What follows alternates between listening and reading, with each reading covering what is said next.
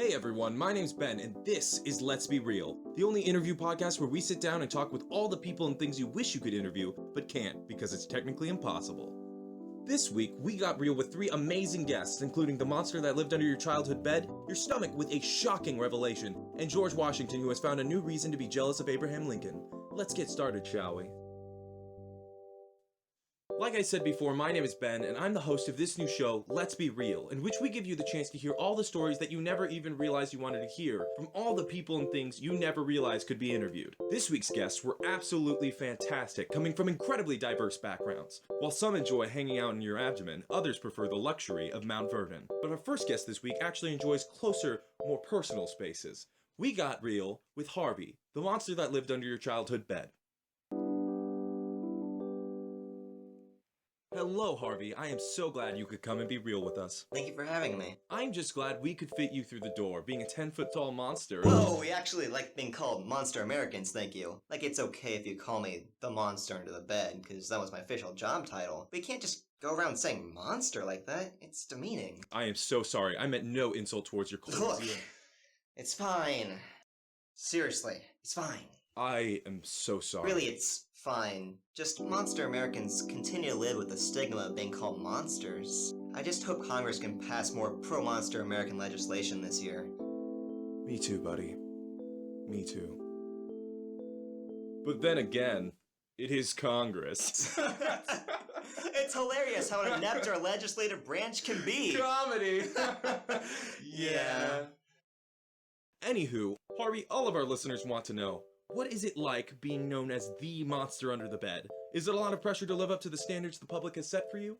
You know, Ben, that's a very interesting question. I don't want to come off like a diva, but sometimes it just gets a little annoying that is all I'm known for. As if that has been my only contribution in life. I don't know if you know this, Ben, but I actually graduated summa cum laude from a technical school with a degree in software engineering. But no one seems to care about that! That is actually an amazing turn of events. First you were the monster under the bed, and now you're a successful software engineer. Well, I mean, the degree was in software engineering, but that's, not actually what I do now. Oh, what do you do now? I'm working. That's... I'm sorry, Harvey, but I don't think the listeners will be able to make out what you were just saying. I work at, Best Buy. Oh, really? Cool. Yes, of course it is. That's everyone's response when they learn that fact. Well, it's wonderful to know that you are continuing to make great strides in your career, but I know the listeners are all wondering about your origin story. Can you give us a little background on how you became debatably the world's most influential monster American by becoming the monster under the bed? You know, Ben, it's just crazy thinking how lucky I was to have such an influential position as my first job. Wow, I had no idea that was your first job. Was it nerve-wracking starting so young? Well, to be honest, I was pretty nervous. I'd never worked before, especially not with people. But I quickly realized how rewarding it was to work with children. I mean, those little buggers are the real stars. You never realize how crazy, fun, and smart they are until there's only a bed between you and them. Wow, that sounds super creepy when you say it that way. But of course, we all know it's really not. No, of course not. I'm always professional when I'm on the job. Especially at the Best Buy at the corner. That's just great, Harvey. But today I was also hoping that maybe you could give us a glimpse into your technique as the monster under the bed. Were there any specific tricks of the trade you developed on the job that you can share with us? Ooh, we're getting to the real stuff now. Here on Let's Be Real, we always get to the real stuff.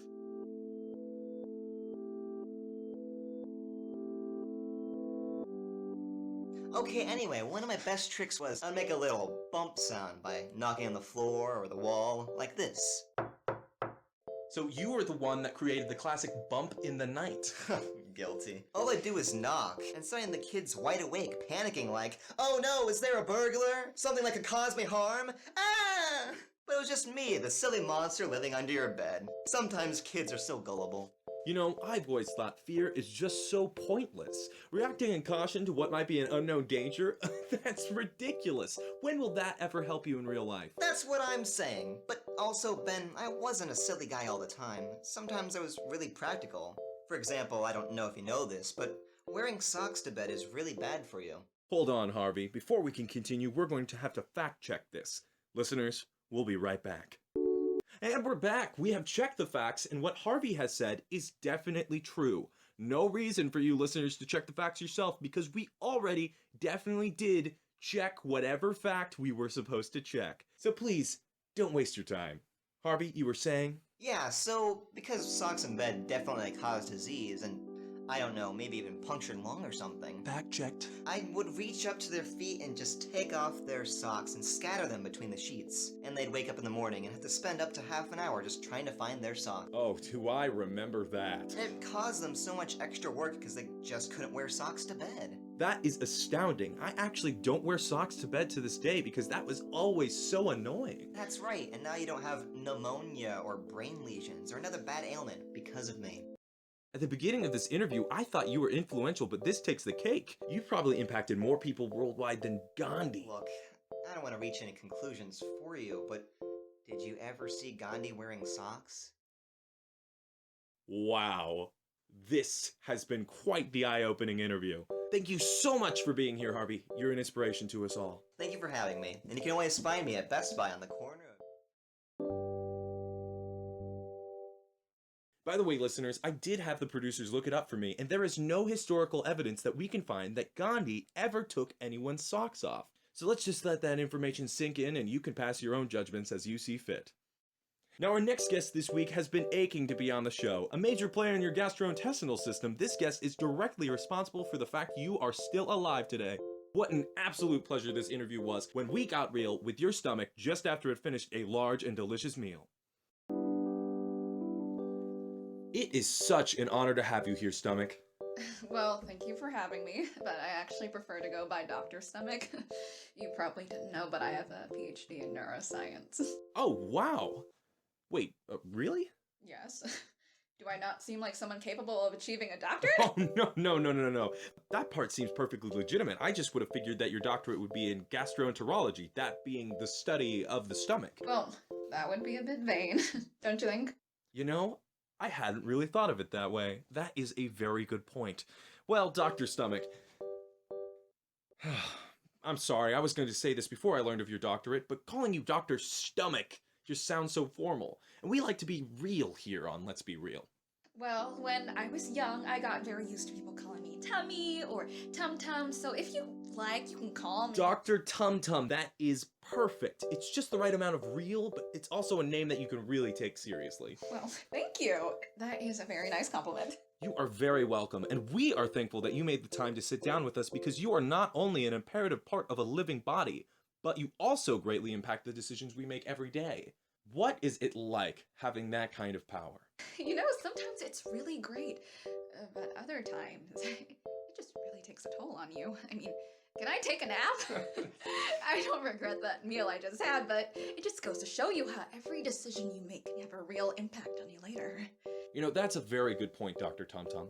Sometimes we just make decisions without giving much thought to the repercussions that might drum up later. Like, for example, you might not feel up to dessert after the show. I'm sorry. What did you just say about dessert? Oh, yes, you know, you had dinner, and now after the interview, they'll have dessert ready. Are you being serious right now? Well, of course. Did you not know there was going to be dessert? Nobody told me! Oh my goodness, I am so sorry. I thought you already knew. It's not your fault, Ben. This is just... well, it changes everything. Not to undermine this personal crisis you seem to be having, but how does this realization, in your own words, change everything? Well, I wouldn't have gone ham on those pork chops if I knew that there was gonna be dessert. I hope it's something relatively fancy, so it comes in those small portions that shouldn't even really count as dessert. Look, I might need to fact check this, but I actually believe that dessert tonight is cake. No. Wait, no. The producers are trying to tell me something. So there isn't cake for dessert. Wait, no, I'm sorry. It has just been confirmed by the producers that dessert is in fact chocolate cake. Oh, I'm sorry. Do you think you're going to be okay, Dr. Tum-Tum? I'm going to be real with you, Ben. And that is greatly appreciated here on Let's Be Real. But I just don't know. If I do choose the cake, I could explode. I mean, who knows? I'm no gastroenterologist, but if I don't choose the cake, I will have purposely have passed on cake. And I just don't know if that's a world I can live in. Ben, what would you do if you had to choose between your stomach possibly exploding or eating cake? You want my honest opinion? Of course. Dr. Tum-Tum, I would eat the heck out of that cake. Well, it was the only logical choice. There is no doubt about it. Thank you. I didn't mean to make your show so dramatic. I just had no idea that there was going to be dessert. It is absolutely no problem, Dr. Tum-Tum. Being real is the perfect solution for problem solving. I am so glad you could be here today while facing your cake dilemma. But while we're on the topic of cake, I know that a lot of our listeners are wondering what you think of the continued effort in switching foods to their healthier alternatives. For example, how many are switching from rice to the healthy substitute, quinoa. Ben, not to step on your toes or anything, but I'm pretty sure it's quinoa. Oh, Dr. Tum-Tum, who here is a professional reporter and storyteller, and who is the human organ responsible for the majority of digestion? Do I tell you what digestive juices to use? Well, shouldn't we fact check it just in case? You know, that might be... Oh, wow. Actually, the producers fact-checked it while we were talking just now, and it turns out that quinoa is just a myth. Wait, did you just pronounce quinoa the way I pronounced it originally? Now, Dr. Tum-Tum, there are no set pronunciations of fake words like quinoa, kiwanu, keenan, and kel. When it's not even a real thing, how can there be one pronunciation? Next, you're going to tell me that unicorn has a set pronunciation. That is a compelling point. Thank you. As a storyteller, I take language pretty seriously. But listeners, you heard it here first. The rice substitute, Quentin Tarantino. You mean quinoa. Same thing. Quentin Tarantino is actually just a myth. You heard it here first. But getting back to the original question, Dr. Tum-Tum, what do you think of this whole health food craze? You know, I'm not gonna lie, some of it sits better with me, but some other health foods make me feel terrible. Like kale, it goes right through me. It barely even needs digestion, and I'm sitting in your abdomen trying to pay off my ridiculous amount of student loans, and you won't even let me work. Ben, do you mind if I talk directly to the listener? Not at all, Dr. Tum-Tum. As John Mayer once said, say what you need to say. Thank you. Say what you need to. Say what you need to. Thank you. I think it's selfish when you change your diet drastically without talking to me first. Yeah, maybe you're gonna be tasting it, but just remember who gets it next. Without me, your esophagus would just empty right into the space between your organs, slowly turning you into a kale piñata. That might be the saddest phrase I have ever uttered. The only times the word kale and piñata should be together in everyday speech would be, of course not. Why would we ever put kale in this piñata? Don't get me wrong, I don't think we should eat junk food all the time, but I do think we should be working together on this because it affects me just as much as it affects you. If we're going to love a food, let's both love it. And if we're going to regret a food, let's regret it together. You and me, como dos gotas de agua. Oh, sorry. When I got my bachelor's, I minored in Spanish. That was beautiful. Dr. Tum-Tum, I'm sorry, but I think you need to leave. What?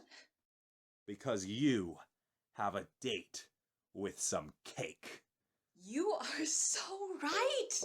I am going to go and get that cake right now. Thank you so much for having me. It's been such a pleasure. I am getting that cake. You go get that cake, Dr. Tum-Tum. You get that cake.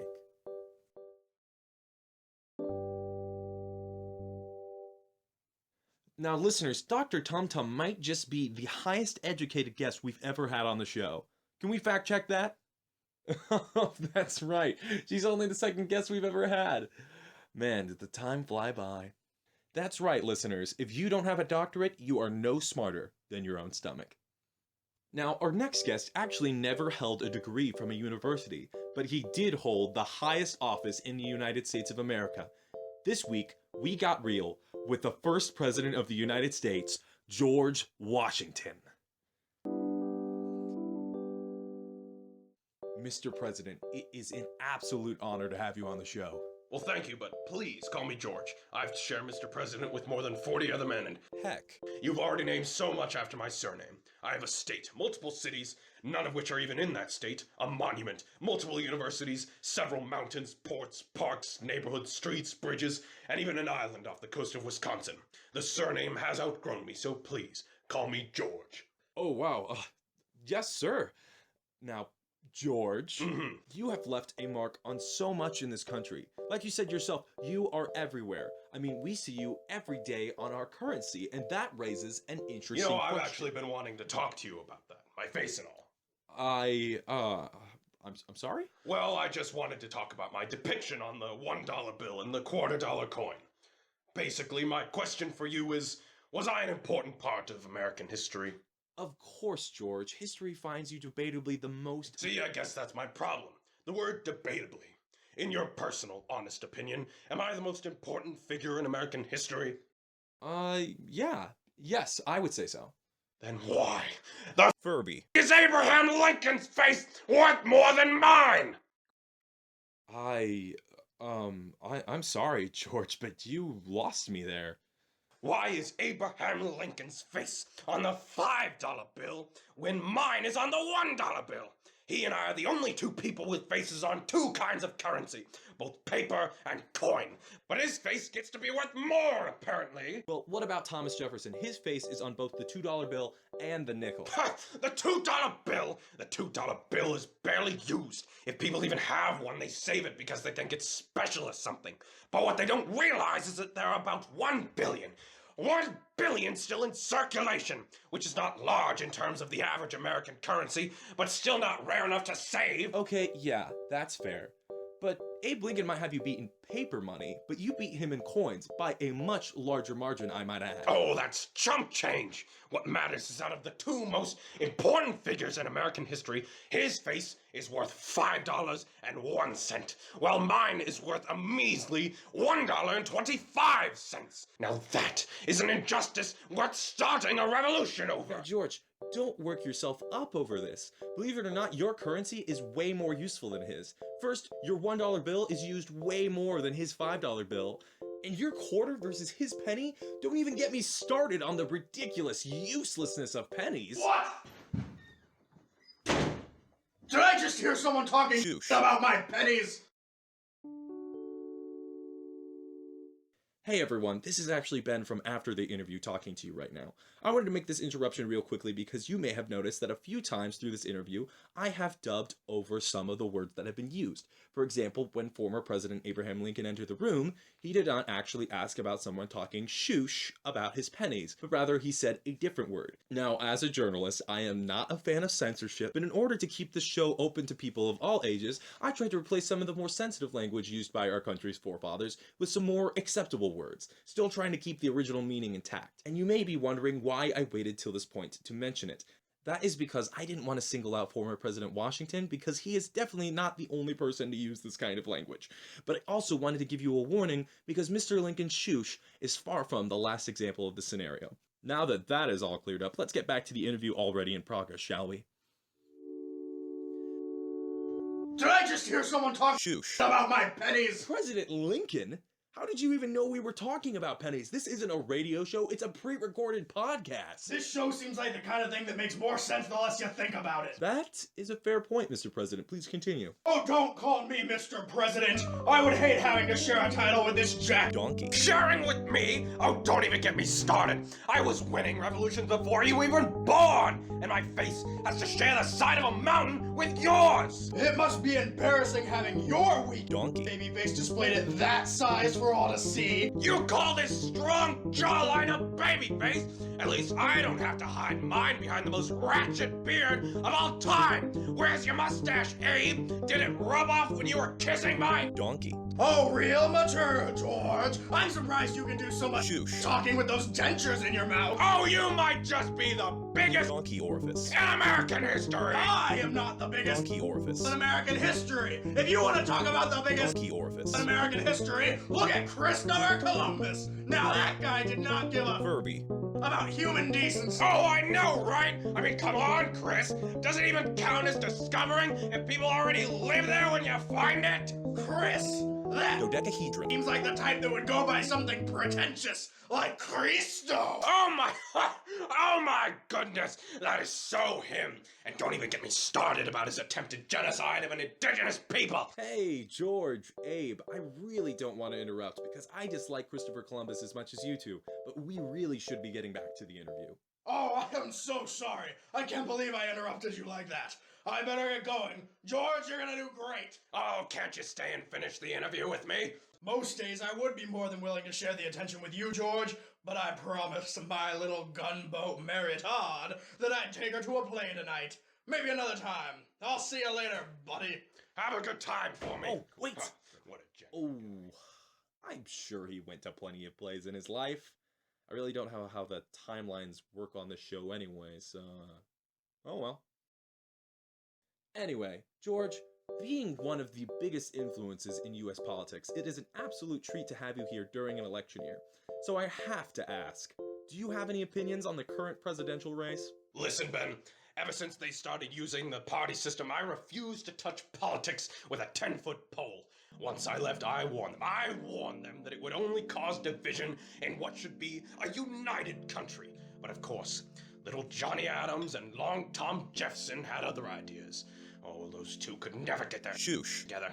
I remember coming home from work every day telling Martha about their shenanigans, and let me tell you, I could talk all night. Speaking of the former First Lady, how is she?